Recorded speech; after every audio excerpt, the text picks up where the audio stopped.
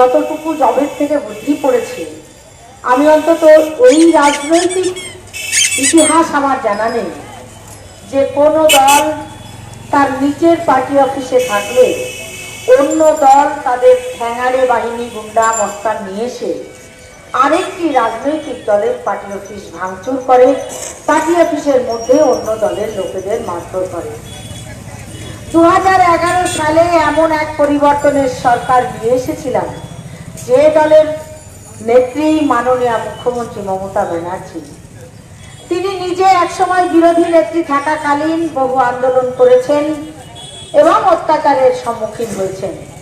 তাই আমরা আশা করেছিলাম যে বাংলার মুখ্যমন্ত্রী মমতা ব্যানার্জি বাংলাতে আর কোনো হিংসার আশ্রয় নেবেন না। কিন্তু আমরা ভুল ভেবেছিলাম। তিনি বিধানসভায় বলেছিলেন বদলা নয়, বদল চাই। কিন্তু আমরা দেখতে পেলাম তিনি কোনো বদল, কোনো পরিবর্তনই হয়নি। তিনি সর্বত্রই বদলা নিচ্ছেন। তাকে কাদের উপরে বদলা নিচ্ছেন? যার মাথায় ভর করে তিনি পশ্চিমবঙ্গের মুখ্যমন্ত্রী হয়েছেন। গতকাল মালদা জেলায় মিটিং করে বলছেন যে এই জেলায় কংগ্রেসকে, জাতীয় কংগ্রেসকে একটি ভোটও নয়। মাননীয় মুখ্যমন্ত্রী মমতা ব্যানার্জি এবং তার দলের সাঙ্গপাঙ্গ গুন্ডা মস্তানকে জিজ্ঞেস করছি যে আপনাদের লড়াইটা নাকি বিজেপির সঙ্গে রাখলাম। আগামী 23শে এপ্রিল সমস্ত বুথে বাংলার সাধারণ মানুষ তাদের ভোটাধিকার প্রয়োগ করবে। তোমাদের গুন্ডা মস্তান লাঠি কত আছে আমরাও দেখে নিতে চাই। আমরা ভয় পাই না। আমরা ভয়টা পাবো কেন? আমরা তো মারামারি করতে চাই না, আমরা কাউকে মারতেও চাই না। আমরা শুধু চাই আমাদের ভোটাধিকার প্রয়োগ করতে, যে অধিকার আমার সংবিধান দিয়েছে, ভারতবর্ষের সংবিধান দিয়েছে। ভারতবর্ষের মানুষ প্রতি 5 বছর অন্তর তাদের জনপ্রতিনিধি নির্বাচন করবে। তাই গণতন্ত্রের সবচাইতে বড় উৎসব এই ভোট। এই ভোট উৎসবে আপনারা কাউকে ভয় পাবেন না। আপনারা সকাল সকাল নিজে বুথে যান, নিজের ভোটটা নিজে দিন, আর বিগত পঞ্চায়েতের ভোট দিতে না পারার প্রতিশোধটা তুলে নিন। এরা গণতন্ত্র মানে না, এরা মানুষের অধিকার মানে না। এরা কি করে? এরা শুধু চায় লুটে পুটে খেতে, পঞ্চায়েতে আপনার জনগণের টাকা লুট করতে, আপনার ঘর বাড়ির টাকা যা সরকারি ভাবে আপনার পাওয়ার কথা তার কমিশন খেতে, সমস্ত সরকারি প্রকল্পগুলোকে লুটের ছুট দিয়ে রেখে বাংলার নেত্রী মমতা ব্যানার্জি গোটা বাংলাটাকে তোলাবাজ, ঠকবাজ, গুন্ডা মস্তানদের হাতে তুলে দিয়েছে। আর বাংলার প্রশাসন, রাজ্যের পুলিশ প্রশাসন, আমরা তাদেরকে ছোট জগন্নাথ হিসেবে দাঁড়িয়ে থাকতে দেখছি। লজ্জা হয়, দুঃখ হয়। এই পুলিশ প্রশাসন আমাদেরকে কি রক্ষা করবে? এই পুলিশ প্রশাসন তো নিজেদেরকে রক্ষা করতে পারে না।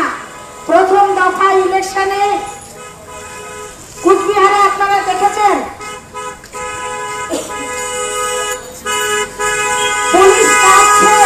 কি বলছে? যে আমি এখন নিজেই বুঝে পাচ্ছি না কি করে বাড়ি যাব। তৃণমূলের গুন্ডা মস্তানের ভয়ে পুলিশ প্রশাসন নিজেরা নিজেদেরকে বাঁচাতে ভয় পায়। সেই পুলিশ আপনাকে কি বাঁচাবে? তাই আপনার সিকিউরিটি আপনারা নিজেরা সকলে একসঙ্গে দল বেঁধে নিজেদের অধিকার প্রয়োগ করতে যান। কোনো ভয় নাই, প্রতিটি বুথে সেন্ট্রাল ফোর্স থাকবে। আপনি জাতীয় কংগ্রেসকে কেন ভোট দেবেন? আমরা এখানে এসেছি জাতীয় কংগ্রেসের প্রার্থী আবু হেনা সাহেব। আপনারা প্রত্যেকে জানেন, চেনেন তাকে। সবুজ বিপ্লবের নায়ক, মরহুম আব্দুল সাত্তারের সুযোগ্য সন্তান আবু হেনা সাহেবকে ভোট দিলে ভারতবর্ষের জাতীয় কংগ্রেসের নেতা রাহুল গান্ধীর নেতৃত্বে আগামী দিনে ভারতবর্ষে সরকার গঠন হবে। সেই সরকার গঠন হলে আপনারা যে সকল সুবিধা পাচ্ছেন, 100 দিনের কাজ, 2 টাকা কেজি প্রকল্পের চাল, খাদ্যশস্য, বিধবা ভাতা, বয়স্ক ভাতা, অক্ষম ভাতা, সমস্ত ধরনের এগুলোকে ইনসেন্টিভ বলা হয়, অর্থাৎ মানুষকে সাহায্য করার প্রকল্প। এই সমস্ত ধরনের ভাতা বা অনারিয়ামগুলোকে আগামী দিনে বাড়ানোর ব্যবস্থা করা হবে। আর কি করা হবে? 100 দিনের প্রকল্পকে 150 দিন করা হবে। আর কি করা হবে? সারা ভারতবর্ষের গরিব মানুষ আপনার ইন্দিরা আবাস যোজনার নাম পাল্টে প্রধানমন্ত্রী আবাস যোজনা করেছে, সেগুলো তো চলবেই। পাশাপাশি ভারতীয় জাতীয় কংগ্রেসের নেতা রাহুল গান্ধী তার ইস্তাহারে বলেছে যে আমার আপনার একটি ভোট, আপনার এরিয়ার 20% গরিব মানুষ আর একটা বড় সড় সুবিধা পেতে পারে, যে প্রকল্পের নাম ন্যায় প্রকল্প। রাহুল গান্ধী মনে করেন যে এই ভোট ন্যায়ের সঙ্গে অন্যায়ের ভোট। যারা বিগত দিনে বলেছিল আপনার অ্যাকাউন্টে 15 লাখ টাকা আসবে, যারা বিগত দিনে বলেছিল আপনি আমাকে ভোট দিন, সমস্ত দ্রব্যের দাম কমে যাবে, যারা বলেছিল কোনো কালা ধন থাকবে না, যারা বলেছিল কোনো কালো টাকা থাকবে না, যারা বলেছিল সারা ভারতবর্ষ থেকে সমস্ত ধরনের দুর্নীতি মুছে ফেলব, আমরা কি দেখলাম বন্ধু? আমরা কি দেখলাম? ওই নরেন্দ্র মোদীর নেতৃত্বে নীরব মোদী, বিজয় মালিয়া, ললিত মোদী, মেহুল চোকসি থেকে শুরু করে 36 জন ব্যবসায়ী সারা ভারতবর্ষের ব্যাংকগুলো থেকে লোন নিয়ে এই ভারতবর্ষ থেকে পালিয়ে গেছে। আর পালাতে সাহায্য করেছে কে? ওই আজকে দিন আনে বলার স্বপ্ন দেখানোর সরকারের নেতা নরেন্দ্র মোদীর সরকার। কারণ তার বিদেশ মন্ত্রী যদি ভিসা পাসপোর্ট না দিত তারা বাইরে যেতে পারত না। বিজয় মালিয়া পরিষ্কার বলছে বিজেপির অ্যাকাউন্টে 35 কোটি টাকা দিয়ে এসেছি, আমি টাকা ফেরত দিতে চেয়েছিলাম, আমাকে ফেরত দিতে দেওয়া হয়নি।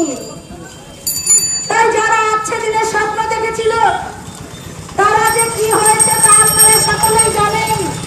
সারা ভারতবর্ষের চৌকিদাররা বলছে যে চৌকিদারদের নামে অপবাদ, আমরা চৌকিদাররা কেউ চোর নয়, কিন্তু ভারতবর্ষে একজন চৌকিদার নিজেকে স্বঘোষিত চৌকিদার বলেছেন, তার নেতৃত্বে সারা ভারতবর্ষ লুট হচ্ছে। 20,000 বিএসএনএল এর কর্মী, এয়ারওয়েজের কর্মী একটার পর একটা সরকারি সংস্থাকে প্রাইভেট কোম্পানির হাতে তুলে দিচ্ছে, আর সরকারি সংস্থাগুলোর কর্মচারীগুলো সব কাজ হারাচ্ছে। নোটবন্দির পরে 50 লক্ষ মানুষ কাজ হারিয়েছে। বিগত 5 বছরে 4,500 কৃষক আত্মহত্যা করেছে। তাই রাহুল গান্ধী বলছে ভারতবর্ষের সাধারণ মানুষের সঙ্গে যে অন্যায় হয়েছে সেই অন্যায়ের বিরুদ্ধে সাধারণ মানুষের জন্য ন্যায় প্রকল্পের সুবিধা তাদের অ্যাকাউন্টে 72,000 টাকা দেওয়ার ব্যবস্থা করব।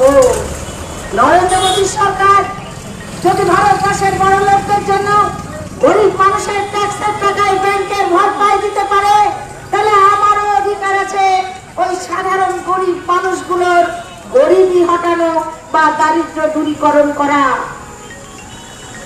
তাই আগামী দিনে সারা ভারতবর্ষের চাষির জন্য আলাদা বাজেটের ব্যবস্থা করা হবে।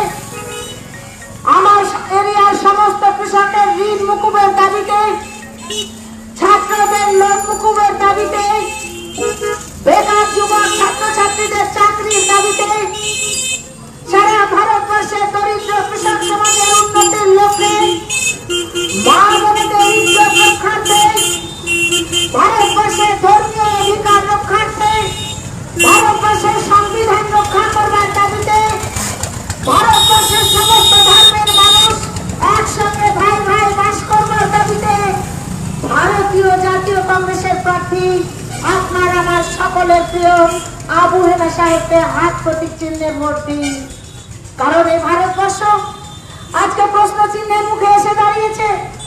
কখনো দেখছি দেখছি আফরাজুলকে রাজস্থানে পিটিয়ে পুড়িয়ে মারা হচ্ছে, কখনো আকরামকে মুসলিম তার বাড়ি থেকে বের করে পিটিয়ে মারা হচ্ছে, কখনো ট্রেনের মধ্যে জুনেদ পেহলু খানকে মারছে, কখনো কোনো দাড়িওয়ালা টুপিওয়ালা মানুষ দেখলে তাদেরকে ধরে অকারণে পিটিয়ে মারছে। সারা ভারতবর্ষের দলিত এসসি এসটি সম্প্রদায়ের মানুষ, তারাও হিন্দু সম্প্রদায়ের মানুষ, কেউ ভালো নেই। ভারতবর্ষের সমস্ত সংখ্যালঘু, ভারতবর্ষের সমস্ত দলিত, ভারতবর্ষের সমস্ত শ্রমিক, সমস্ত কৃষক, সমস্ত মেহনতি মানুষ, সারা ভারতবর্ষের মা বোনেরা কেউ ভালো নেই। এই ভারতবর্ষকে ভালো রাখতে হলে আবারও হাত প্রতীক চিহ্নের জাতীয় কংগ্রেসের সরকারকে আনতে হবে।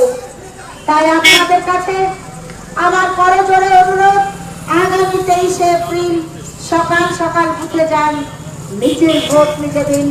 সকলে ভালো থাকুন। জয় হিন্দ, বন্দে মাতরম, জাতীয় কংগ্রেস জিন্দাবাদ। আবু